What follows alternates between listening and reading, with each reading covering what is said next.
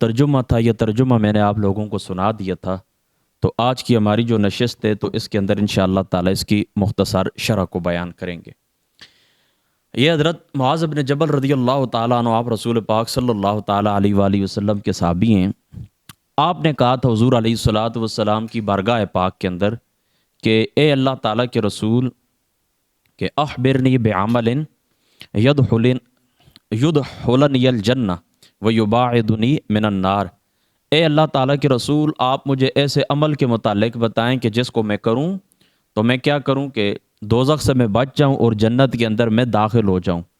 تو آقا علیہ الصلوۃ والسلام نے اس کے جواب کے اندر یہ ارشاد فرمایا ہے کہ بے شک تو نے بڑے عظیم کام کا مجھ سے سوال کیا، لیکن اللہ تعالیٰ کی ذات جس کے لیے چاہے وہ آسان کر دے۔ اس کے بعد آقا علیہ الصلوۃ والسلام نے فرمایا کہ تعبد اللہ ولا تشرک بہ، کہ اللہ تعالیٰ کی عبادت کر، اس کے ساتھ کسی کو شریک نہ کر۔ اور آگے فرمایا وتقیم الصلاۃ، اور یہ کہ تو نماز پابندی سے قائم کر، وتؤتی الزکوٰۃ، اور تو زکوٰۃ ادا کر، وتصوم رمضان، اور تو رمضان المبارک کے روزے رکھ، وتحج البیت، اور اللہ تعالیٰ کے گھر کا حج کر۔ پھر آقا علیہ الصلوۃ والسلام نے فرمایا کہ ثم قال الا ادلک علی ابواب الخیر، آقا علیہ الصلوۃ والسلام نے اپنے صحابی کو فرمایا کہ اے میرے صحابی، کیا میں تمہیں بتاؤں کہ جنت کے دروازے کون سے، خیر کے دروازوں کی طرف میں تیری رہنمائی کروں؟ یعنی یہ جو دروازے ہوتے ہیں نا خیر کے، ان سے بندے کو نیکی پہنچتی ہے، یہ بات آپ نے یاد رکھنی ہے۔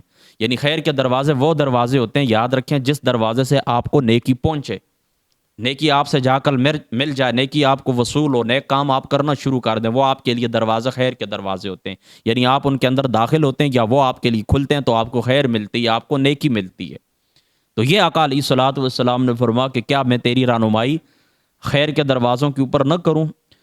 تو پھر فرمایا کہ الصوم جنہ، آقا علیہ الصلوۃ والسلام نے فرمایا کہ یہ جو روزہ ہے، یہ روزہ کیا ہے؟ ڈھال ہے۔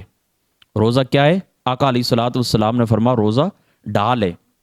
کیا مطلب کہ یہ روزے دار کو معصیت سے بچا دیتا ہے، کہ جس وقت بندہ روزہ رکھتا ہے تو یہ روزہ آگے درمیان کے اندر ڈال بن جاتا ہے، کیونکہ انسان کی جو شہوانی قوت ہوتی ہے وہ کمزور ہوتی ہے، اور سب سے زیادہ جس کے ساتھ شیطان کھیلتا ہے اور شیطان کی وہ میٹھی چیز ہے، محبوب چیز ہے، وہ شہوانی قوتیں ہوتی ہیں، انہی کے ذریعے یہ سب کو کنٹرول کرتا ہے۔ تو جس وقت انسان روزہ رکھتا ہے کہ وہ شہوانی قوتیں کیا ہو جاتی ہیں؟ ڈاؤن ہو جاتی ہیں، لہذا شیطان کو کھیلنے کا موقع نہیں ملتا، برائی نہیں پہنچتی۔ تو یہ بھی کیا ہوا؟ ایک نیکی کا دروازہ ہوا۔ پھر آقا علیہ الصلوۃ والسلام نے فرمایا کہ اور فقیر جب راہ خدا کے اندر مال دیتا ہے، صدقہ کرتا ہے، تو آقا علیہ الصلوۃ والسلام نے فرمایا یہ صدقہ آگ کو بجھا دیتا ہے، دوزخ آتش دوزخ کو بجھا دیتا ہے، دوزخ کی آگ کو بجھا دیتا ہے۔ کیا؟ صدقہ کرنا۔ کس طرح؟ جس طرح پانی آگ کو سرد کر دیتا ہے۔ یعنی جس وقت آپ صدقہ دیتے ہیں، یہ صدقہ کیا کرتا ہے؟ یہ دوزخ کو مٹا دیتا ہے، دوزخ کو بجھا دیتا ہے، دوزخ کی آگ بجھا دیتا ہے۔ کس طرح؟ جس طرح آپ کے پاس پانی ہو، آگ کے اوپر آپ ڈال دیں تو وہ کیا ہو؟ آگ ختم ہو جائے۔ اس طرح یہ پانی کیا کرتا ہے؟ آگ کو ٹھنڈا کر دیتا ہے، سرد کر دیتا ہے۔ اب یہاں پر یہ بات یاد رکھیں کہ ہر جو نیکی ہے وہ آگ کو ٹھنڈا کرتی ہے، ہر نیکی آگ کو ٹھنڈا کرتی ہے، لیکن بالخصوص یہاں پر آقا علیہ الصلوۃ والسلام نے صدقے کے متعلق فرمایا۔ اس کی وجہ پتہ ہے کیا ہے؟ اس کی وجہ یہ کہ یہ نیکی ایسی نیکی ہے کہ جس نیکی کے اندر مخلوق خدا کا نفع ہے۔ جس نیکی کے اندر صدقہ کرنا، آپ کسی کو صدقہ دیتے ہیں تو اس کے اندر مخلوق خدا کا نفع ہے۔ دوسری بات ہے، اس کو صدقہ کہتے ہیں اس لیے کہ یہ صداقت کی دلیل ہے، آپ کی ایمان کی دلیل ہے کہ آپ اللہ تعالیٰ کی ذات اقدس سے محبت کرتے ہیں، اس لیے اس کو صدقہ کہتے ہیں۔ تو تمام یاد رکھیں جتنی بھی نیکی ہوتی ہیں سب کیا کرتے ہیں؟ گناہوں کو مٹا دیتے ہیں، لیکن یہ صدقہ بالخصوص گناہ کو اس لیے مٹاتا ہے کہ یہ نفس کے اوپر شاق ہوتا ہے۔ یعنی پیسہ جیب سے اپنا کمایا ہوا، محنت سے مشقت سے کمایا ہوا پیسہ جب آپ کسی دوسرے کو دیتے ہیں تو اپنے نفس کے ساتھ آپ فائٹ کرتے ہیں، جنگ کرتے ہیں۔ اور بالکل اسی طرح یہ بات یاد رکھیں کہ اس میں مخلوق خدا کا نفع ہے۔ دوسرے شخص کے پاس پیسہ جاتا ہے، اس کی معیشت مضبوط ہوتی ہے، اس کے گھر کا چولہا جلتا ہے، اس کے بچوں، تو پتہ چلا کہ ہر وہ نیکی وہ دوزخ کو ٹھنڈا کرتی ہے کہ جس نیکی، یعنی اللہ تعالیٰ کی ذات پاک کے نزدیک محبوب نیکی وہ نیکی ہے، اور دوزخ کو زیادہ ٹھنڈا کرنے والی وہ نیکی ہے کہ جس نیکی کے اندر مخلوق خدا کا نفع ہو۔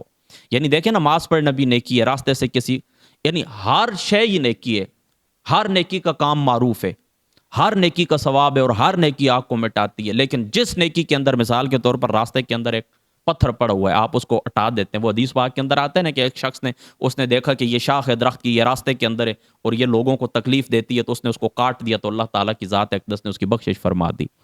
اس کی وجہ یہ ہے نا کہ اس نے لوگوں کا بھلا سوچا کہ یہاں پر لوگ گزرتے ہیں، کسی کی ٹکر نہ ہو جائے. تو اس نے کیا کیا کہ کاٹ ہی دیا اس شخص کو. تو درمیان سے پتھر اٹھائے، اس میں مخلوق خدا کا نفع ہے. جیب سے پیسے نکال کے کسی کو زکوٰۃ دیتے ہیں، صدقہ خیرات دیتے ہیں، مخلوق خدا کا نفع ہے. ٹھیک ہے، اس لیے آقا علیہ الصلوۃ والسلام نے اس کا خصوصی طور پر ذکر فرمایا. اور پھر آقا علیہ الصلوۃ والسلام نے آگے یہ بھی فرمایا کہ وَصَلَاةُ الرَّجُلُ فِي جَوْفِ اللَّيْلِ، اور مرد کا درمیانی رات کے اندر آدھی رات کے بعد جا کر نماز پڑھنا. درمیانی یعنی رات جس وقت نصف ہو جاتی ہے اس وقت جا کر کیا کرنا؟ نماز پڑھنا. یہ بھی خیر کے دروازوں میں سے دروازہ ہے. کیوں؟ کہ اس کی وجہ سے انسان کو انوار و تجلیات، فیوز اور انوار انسان کے پاس آتے ہیں. یعنی رات کے وقت جس وقت بندہ نماز پڑھتا ہے اللہ تعالیٰ کی بارگاہ پاک کے لیے، وہ بندہ اپنا بستر چھوڑ دیتا ہے.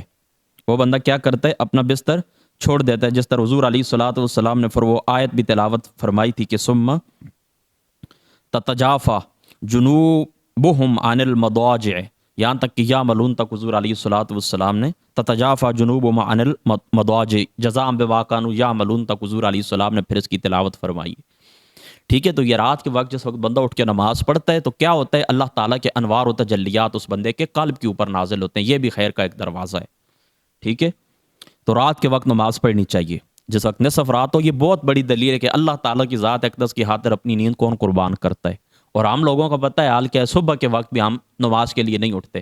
مؤذن کہتا ہے الصلاۃ خیر من النوم، ہم بستر کو چھوڑنے کے لیے تیار نہیں ہوتے اور محبت دعویٰ کرتے ہیں اللہ تعالیٰ کی محبت کا کہ اللہ تعالیٰ کی ذات اقدس کی خاطر تم اپنا آرام، اپنی نیند قربان نہیں کر سکتے ہو، تو آگے بڑی قربانی اللہ تعالیٰ کی بارگاہ کے اندر آپ کس طرح دے سکتے ہیں.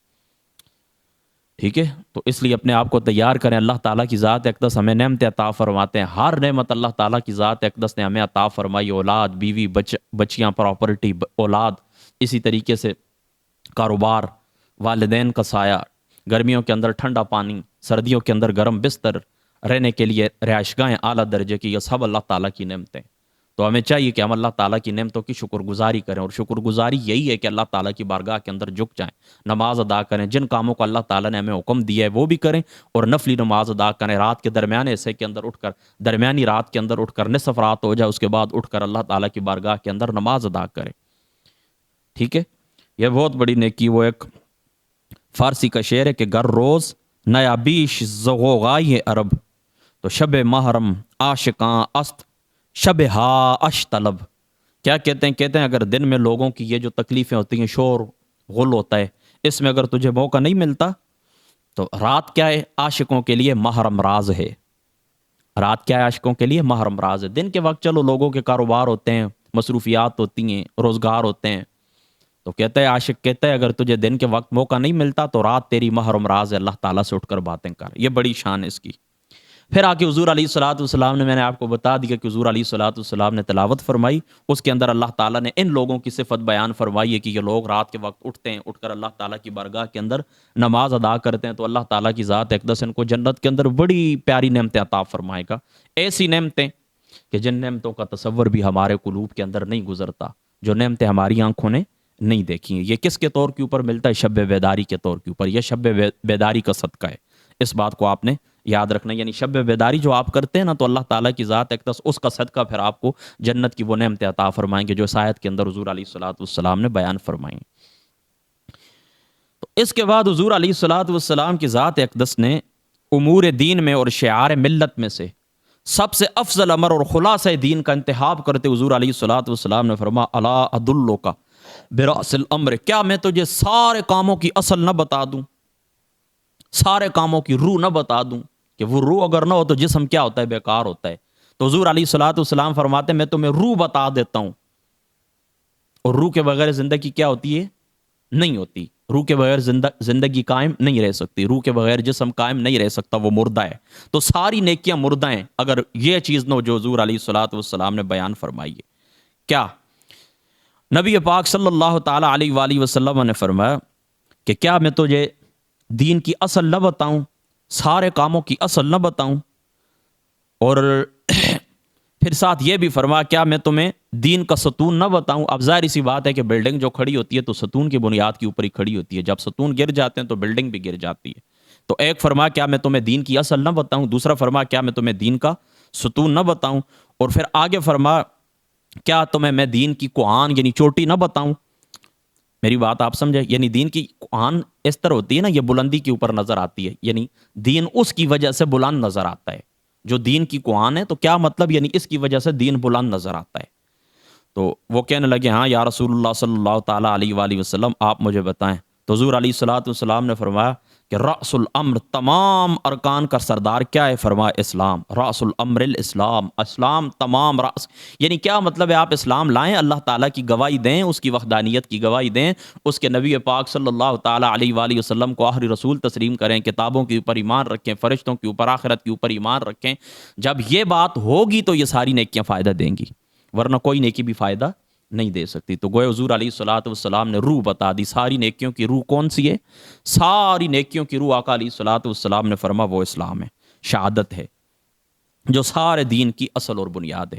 اور پھر فرما کہ دین کا جو ستون ہے، جس کے بغیر دین عمارت قائم نہیں رہ سکتی، حضور علیہ الصلوۃ والسلام نے فرما وہ عمود ہے الصلاۃ، اور دین کا جو ستون ہے وہ کیا ہے؟ نماز ہے۔ یعنی یہ جو بندہ نماز نہیں پڑھتا، قریب ہے کہ وہ کفر کے اندر داخل ہو جائے، یعنی نماز مسلسل چھوڑتا رہتا ہے، ہو سکتا ہے کہ اس کا خاتمہ ایمان کے اوپر نہ ہو، کفر کے اندر وہ داخل ہو جائے، کیونکہ نماز کیا ہے؟ دین کا ستون ہے۔ تو جو ستون جب گر جاتا ہے تو عمارت قائم نہیں رہتی۔ اور دین کی قرآن یعنی دین کی جو بلندی، حضور علیہ الصلوۃ والسلام نے جہاد کو فرمایا ہے۔ کس کو فرمایا؟ یعنی جہاد کی وجہ سے دین کی عزت ہے، دین کا شرف ہے، دین کی بلندی ہے۔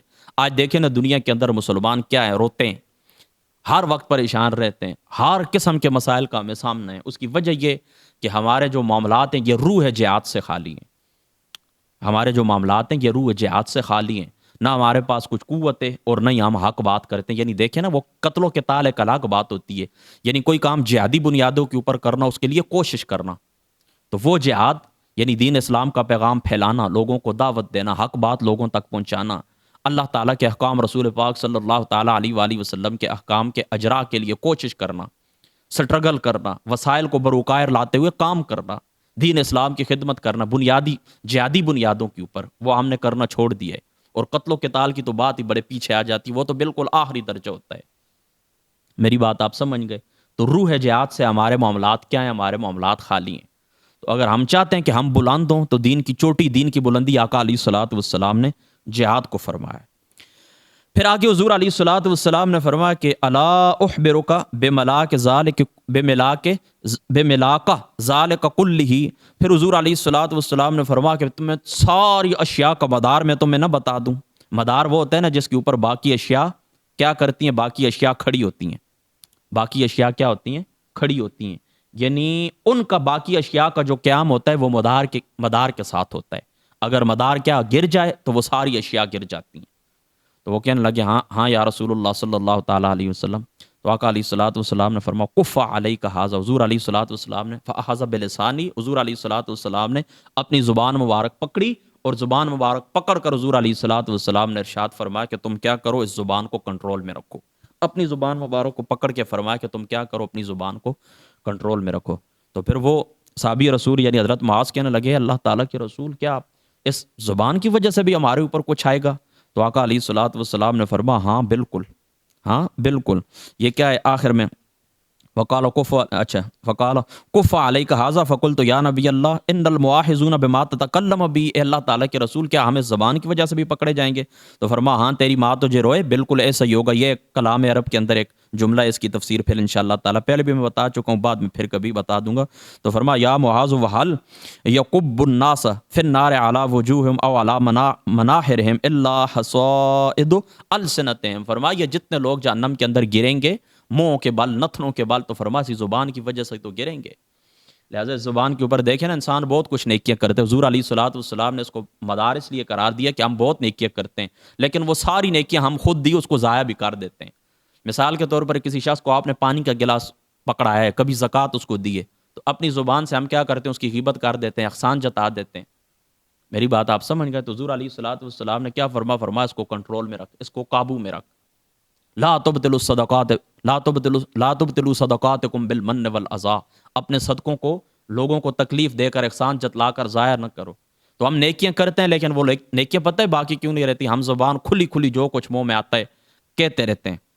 وہ ایک شاعر ہے، چلو میں اس کا ترجمہ یہ بھی پڑھ دیتا ہوں. وہ کہتے ہیں انسان تو جو کچھ اٹھاتا ہے نقصان وہ اپنی زبان کی وجہ سے اٹھاتا ہے.